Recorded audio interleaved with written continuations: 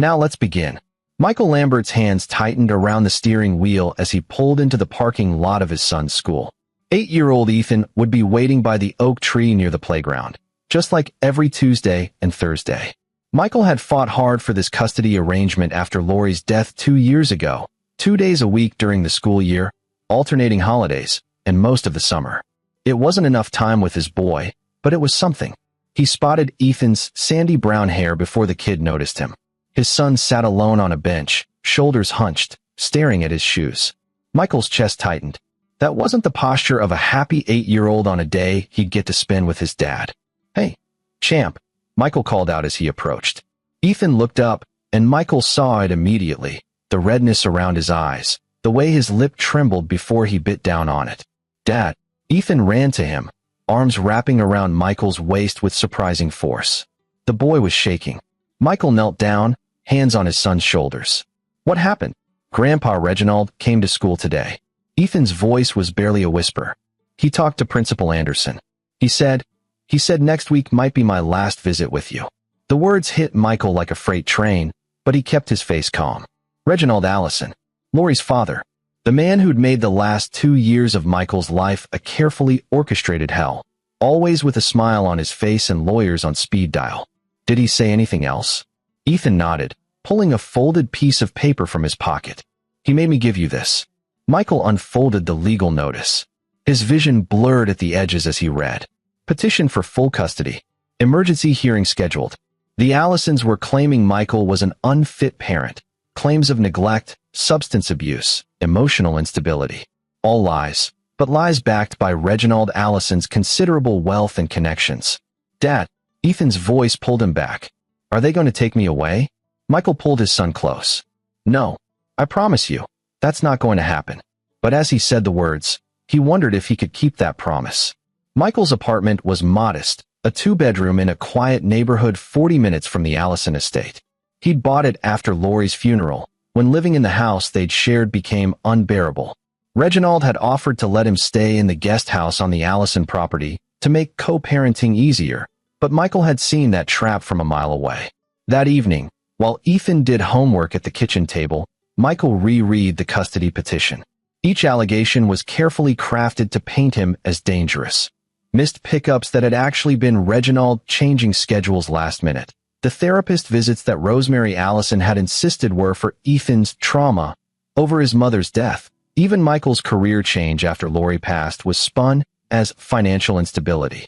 Michael worked as a freelance data analyst now, specializing in financial forensics for small firms. Before Lori's death, he'd been on track to make partner at a prestigious consulting firm. But 60-hour work weeks didn't fit with being a present father, so he'd walked away. Reginald had called it throwing away your future. Michael called it choosing what mattered. His phone buzzed. Ramon Mahoney, the attorney he'd hired to handle the custody arrangement 2 years ago. Michael stepped into his bedroom to take the call. "Michael, I got the petition." Ramon's voice was tight. This is bad. The Allisons have Judge Howard Johns presiding. He's old school, traditional family values type. And they've lined up Dr. Bridget Irwin as their expert witness. "Who's that?" "Child psychologist. Very respected. If she testifies that Ethan would be better off with his grandparents." Ramon trailed off. "Look, I'm going to be straight with you. We need to talk settlement." "Settlement? They're accusing me of being an unfit father, Ramon. Those are lies. I know that. But fighting this in court. Michael, the Allisons have unlimited resources. They can drag this out, bleed you dry financially. And there's no guarantee we win. Johns tends to favor stable, traditional homes. The Allisons can offer Ethan private schools, travel, a trust fund. I can offer him a father who loves him." Michael's voice was steel. Ramon sighed. "That might not be enough. Think about what's best for Ethan. Shared custody, summers with you, that's not nothing. You could negotiate favorable terms." "No." Michael hung up. Ethan appeared in the doorway, face pale. "You're going to fight them, right?" Michael looked at his son, really looked at him. There was something in Ethan's eyes, a determination that seemed too old for 8 years. Lori had had that same look when she'd made up her mind about something. "Yeah, champ. I'm going to fight them." Ethan nodded slowly. "Good. Because I have something to tell you. Something about Grandpa Reginald." They sat at the kitchen table, 2 mugs of hot chocolate between them. Ethan hadn't touched his, just stared at the marshmallows dissolving in the brown liquid. After Mom died, Ethan began, voice small. Grandma Rosemary started crying all the time. But Grandpa Reginald didn't. He was happy. Michael frowned. Happy. Not like smiling happy, but like relieved. I heard him on the phone one night. I was supposed to be asleep, but I couldn't sleep in that big house. It's creepy. Ethan shuddered. He was talking to someone named Dale. He said, "It's done. The problem is solved. Now we just need to handle Lambert." The room felt suddenly cold. When was this? Maybe a week after the funeral? I didn't understand it then, but I've been thinking about it a lot. Ethan finally looked up at his father. Dad, what if Grandpa did something to Mom? Michael's heart was pounding. Lori had died in a car accident. Single vehicle, she'd swerved off a mountain road late at night. The police had ruled it accidental. But Lori had been the most careful driver Michael knew. And in the weeks before her death, she'd been stressed, had mentioned wanting to talk to him about something with the family finances. Have you heard anything else? Michael kept his voice level. Ethan nodded. Lots of things. Grandpa has people over sometimes, late at night. They meet in his study. I've snuck downstairs before. The staff all goes to bed by 10, and Grandma takes her sleeping pills. I've heard them talk about money, about shipments, about paying off someone at the port. He pulled out his phone, a basic model the Allisons had given him. I started recording them. 3 months ago. Michael stared at his 8-year-old son, this brave, brilliant boy who'd been conducting his own investigation while living in the enemy's house. Can I hear them? Ethan opened a voice memo app. The recordings were rough, muffled, but clear enough. Michael listened to 5 different clips. Reginald Allison discussing bribes, falsified import documents, threats against a city inspector named Carl Kaiser. The last recording was the most damning. Reginald talking about the widow problem and how removing Michael from Ethan's life would close the loop on any remaining risks. Dad, Ethan said quietly, I think Grandpa is scared of what you might find out. I think that's why he wants custody. To control me, so I can't talk to you. Michael pulled his son into a hug, mind racing. This changed everything. But he couldn't just take these recordings to the police. Reginald had half the city in his pocket. He needed more evidence, a strategy that would expose Reginald in a way he couldn't escape. Ethan, I need you to do something very brave. Can you keep living there, keep recording, for just a little while longer? Ethan pulled back, eyes wide but resolute. You have a plan? I'm going to, Michael promised. But I need to know everything Reginald is hiding. And you're the only one who can get that close. I can do it, Ethan said. But Dad, I don't want to be there anymore. It's scary. Grandma cries in her room, and Grandpa looks at me sometimes like he wishes I wasn't there. I know, champ. Just a little longer. And I swear to you, they're never going to hurt you. I'm going to make sure of it. After Ethan was asleep, Michael sat in his home office, surrounded by 3 monitors and a decade's worth of forensic analysis experience. If Reginald Allison was running some kind of smuggling operation, there would be a financial trail. There always was. He just needed to know where to look. He started with public records. Reginald's primary business was Allison Import and Export, a company that had been in the family for 3 generations. On paper, it was legitimate, importing textiles, furniture, art pieces from Southeast Asia. But Michael knew from Ethan's recordings that something else was moving through those shipments. He pulled up customs records, shipping manifests, tax filings. Everything looked clean. Too clean. Reginald had been careful. But careful people made mistakes when they felt safe, when they felt untouchable. Michael thought about Lori, about those last conversations they'd had. She'd mentioned her father's business partner, someone named Dale Webster. A quick search showed Webster had been Reginald's college roommate, and he'd served as CFO of Allison Import and Export for 20 years. But 18 months ago, he'd retired suddenly. Michael dug deeper. Webster's retirement had come with a generous pension, suspiciously generous. And 3 months after retiring, he'd purchased a beach house in Florida for cash. Retirement gift or hush money? He wrote down Webster's name. If anyone knew where Reginald's bodies were buried, it would be the man who'd helped him hide them.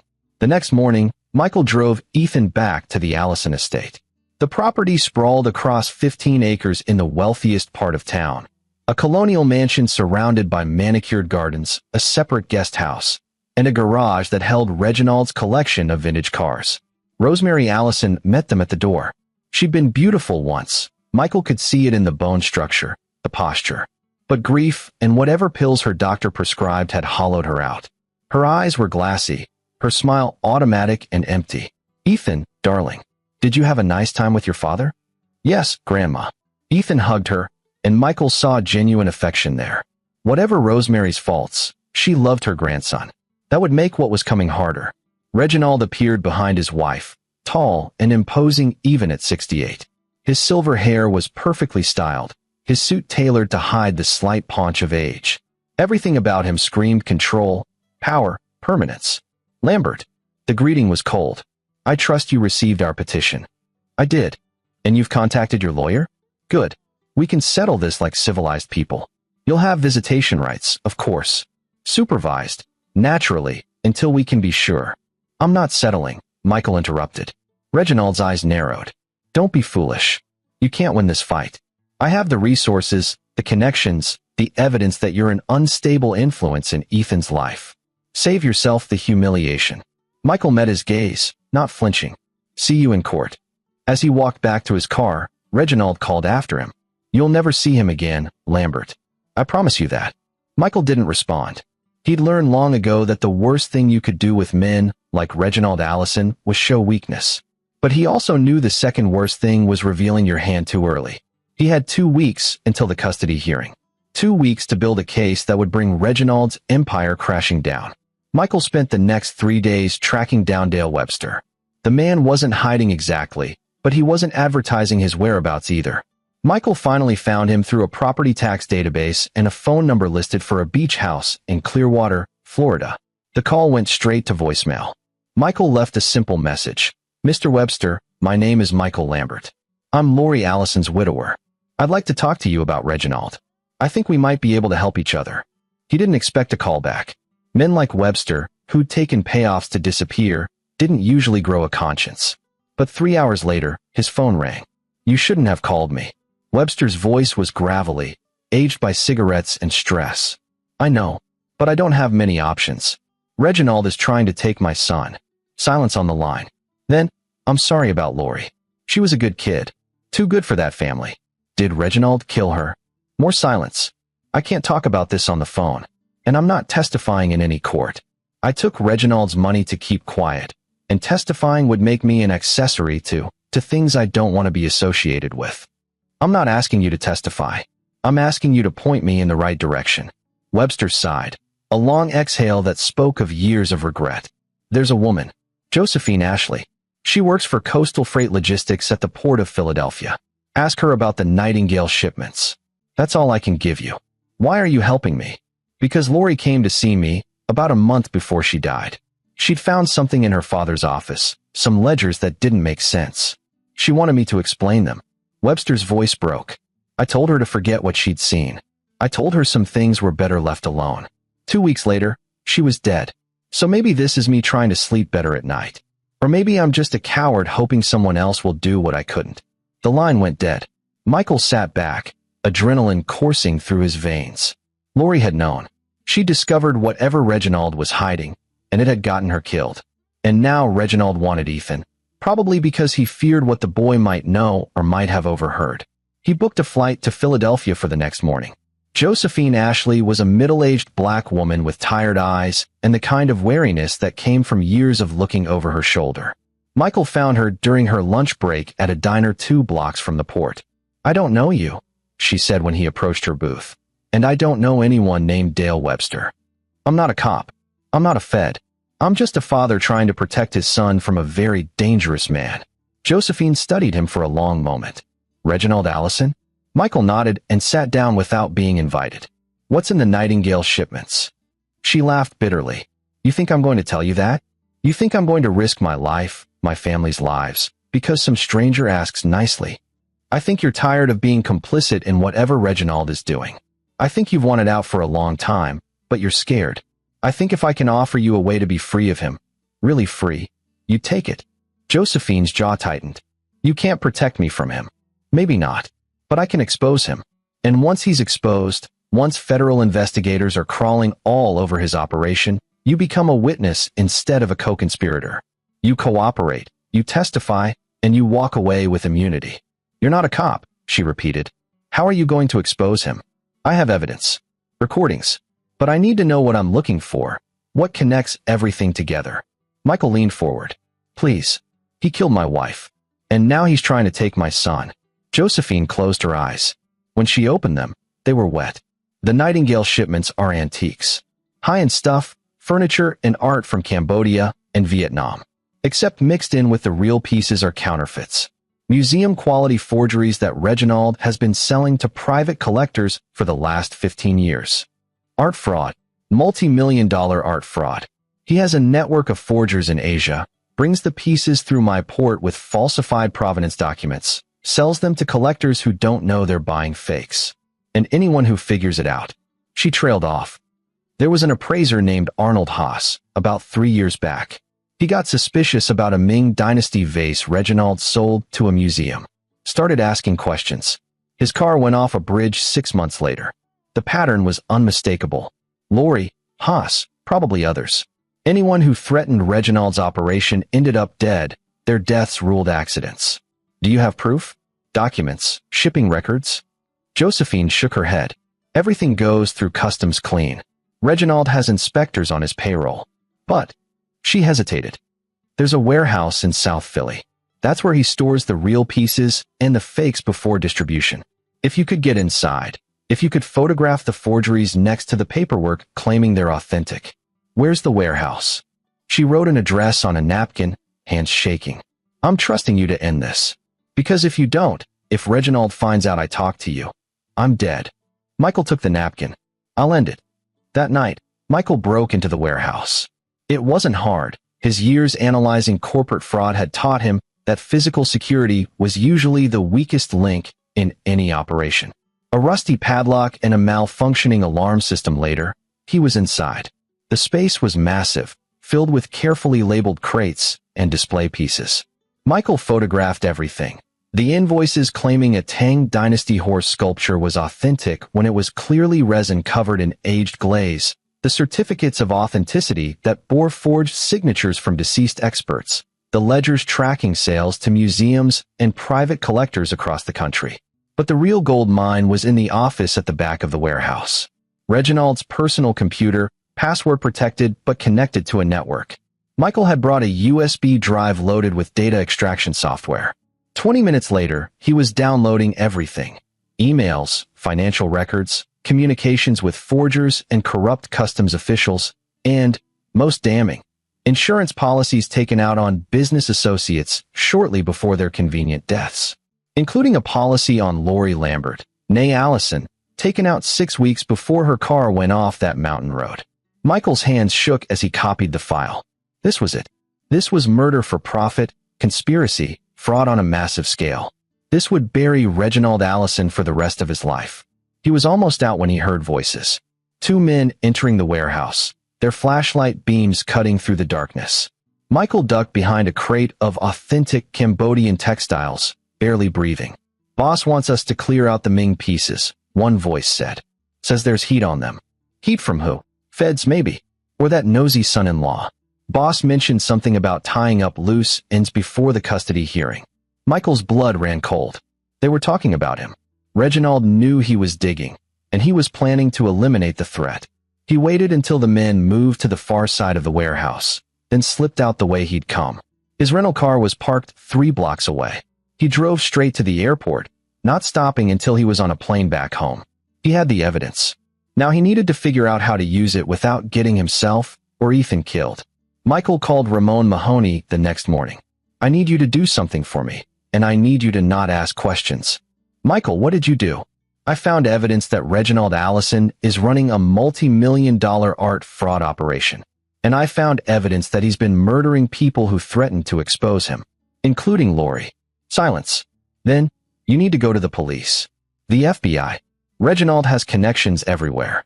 Local cops, judges, customs officials. If I go through normal channels, he'll know before I even file the report. He'll destroy evidence, maybe worse. Michael paused. But I have an idea. The custody hearing, it's public record, right? Everything that happens in that courtroom is official testimony. Yes, But you can't just introduce evidence of criminal activity in a custody hearing. Johns will shut it down, say it's not relevant. What if I make it relevant? What if I can show that Reginald is a danger to Ethan, that his criminal enterprise puts my son at risk? Ramon was quiet for a long moment. You'd need a witness. Someone who could authenticate the evidence, testify to its relevance in determining Ethan's best interests. I'll find one. Just be ready. Michael hung up and stared at the mountain of evidence he'd collected.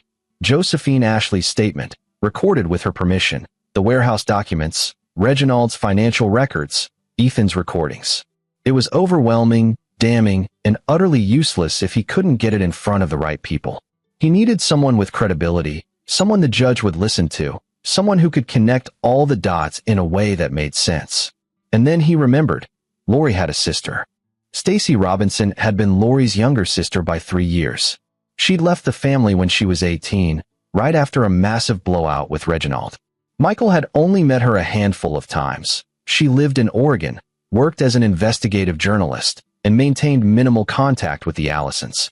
He'd last seen her at Lori's funeral, where she'd stood apart from the family, crying silent tears. Finding her wasn't hard. A quick search showed she was working for a mid-sized newspaper in Portland, specializing in exposing corporate fraud. Perfect. The phone rang 4 times before she answered.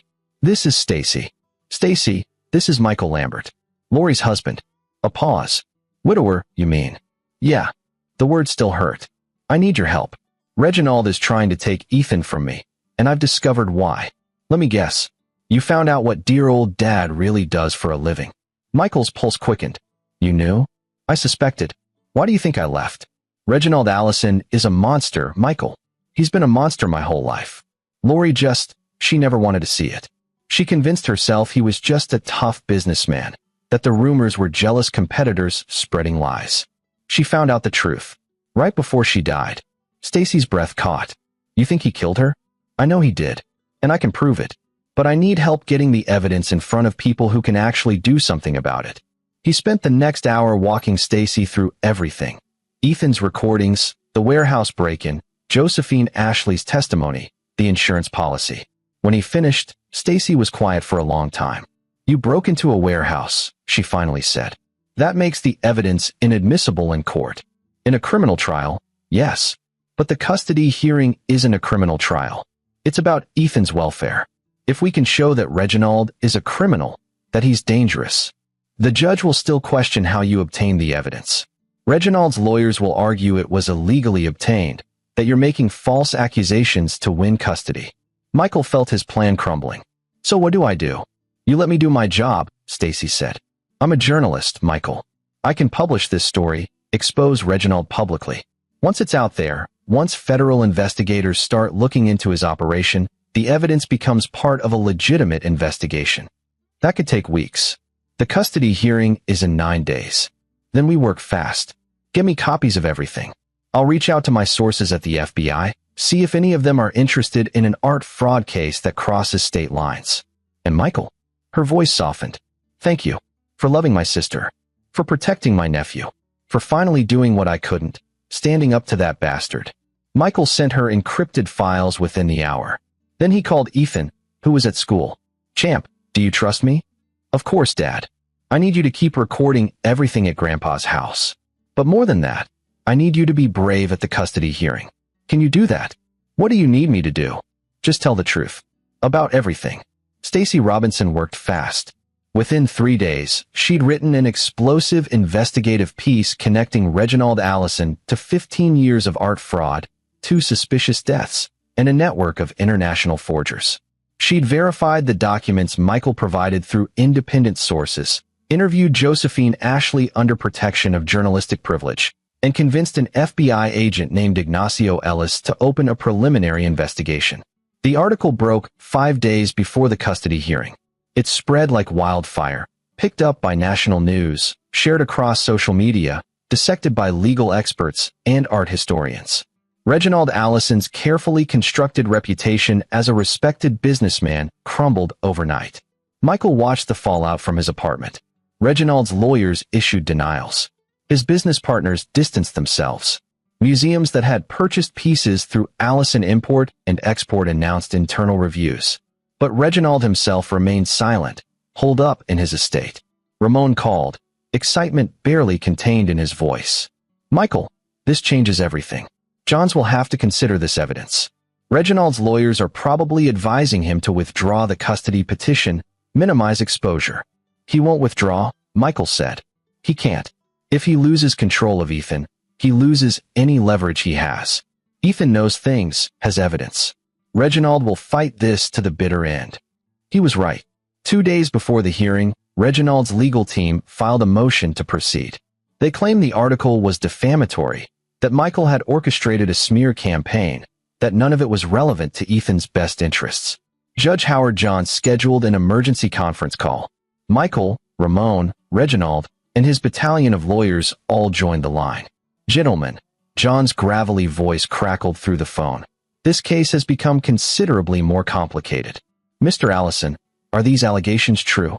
Absolutely not, Your Honor. Reginald's voice was smooth, unruffled. This is a desperate attempt by Mr. Lambert to avoid the reality of his inadequacy as a parent. He has broken the law, trespassed on private property, stolen confidential business documents, and now he's using a family member with an axe to grind to spread these lies. Your Honor, Ramon interjected. The FBI has opened an investigation into. An investigation is not a conviction, Reginald's lead attorney, a shark named Arnold Haas Jr., interrupted. Our client is innocent until proven guilty. This custody hearing is about what's best for Ethan Allison Lambert, not about unproven allegations of corporate malfeasance. I tend to agree, Johns said. However, if there's credible evidence that Mr. Allison poses a danger to the child, that's absolutely relevant to custody determination. We'll proceed with the hearing as scheduled. Both parties should be prepared to address these allegations as they pertain to the child's welfare. The call ended. Michael looked at Ramon. He's going to fight this. Then we fight harder. The night before the custody hearing, Michael couldn't sleep. He paced his apartment, reviewing strategy with Ramon, going over every possible angle Reginald's lawyers might take. At midnight, his phone rang. It was Ethan, whispering, Dad, I'm scared. It's okay, champ. Tomorrow, we end this. Grandpa's been acting weird.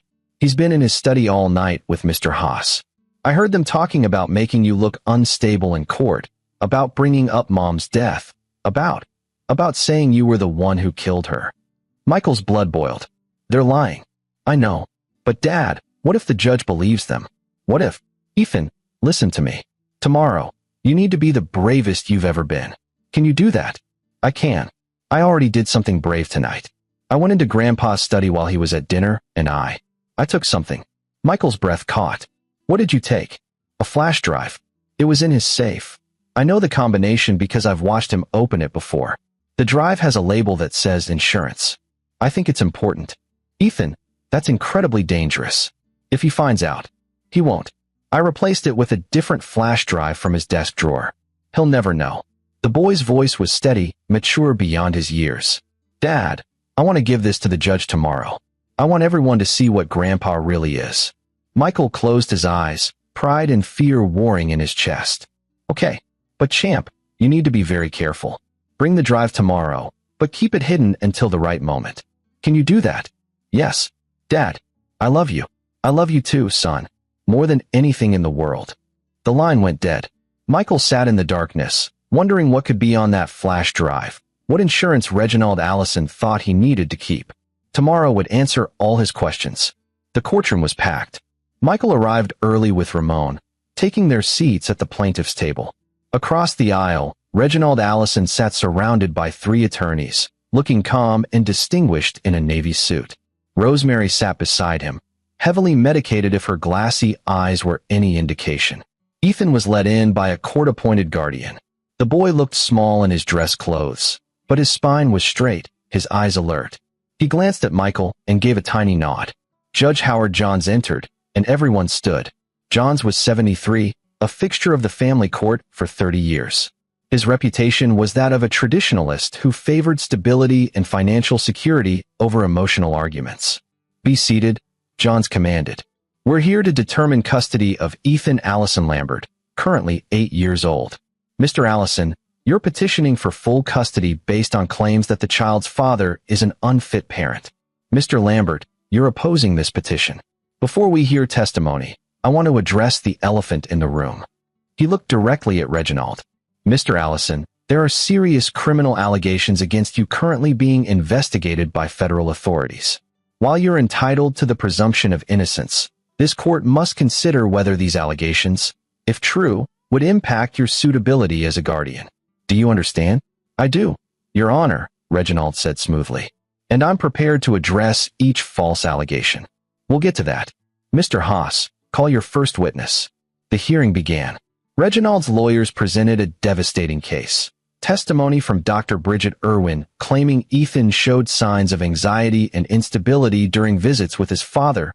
Testimony from teachers about Michael's occasional late pickups. Financial records showing Michael's income had decreased significantly since Lori's death. Ramon cross-examined each witness, but the damage was done. To an outside observer, Michael looked like a struggling single father who couldn't provide the stability Ethan needed. Then Reginald took the stand. Mr. Allison, Haas began, why are you seeking full custody of your grandson? Because I love him. Reginald's voice was heavy with emotion. Ethan is all I have left of my daughter, and I can see him struggling under the current arrangement. Michael means well, but he's overwhelmed. He can't provide the structure, the opportunities that Ethan deserves. In my home, Ethan has everything he needs: excellent schools, therapists to help him cope with his mother's death, a stable family environment. And these allegations of criminal activity? Reginald's expression hardened. Lies, orchestrated by my younger daughter, who has held a grudge against me for years, and amplified by Michael in a desperate attempt to discredit me. I've built a successful business over 4 decades. Yes, I've made enemies. Yes, competitors spread rumors. But I've never been charged with a crime, never been found guilty of wrongdoing. Thank you.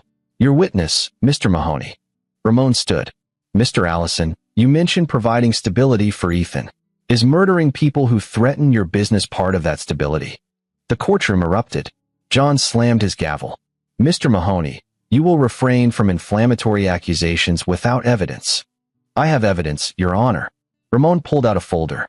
I'd like to enter into evidence these financial records obtained by investigative journalist Stacy Robinson, showing that Mr. Allison took out a substantial life insurance policy on his daughter, Lori Lambert, 6 weeks before her death. Reginald's lawyer objected. Your Honor, these documents were obtained through illegal means. They were obtained by a journalist conducting a legitimate investigation, Ramon countered. They're part of the public record now. Johns examined the documents, his expression darkening. I'll allow it. Mr. Allison, can you explain why you would insure your daughter's life? It was a standard policy.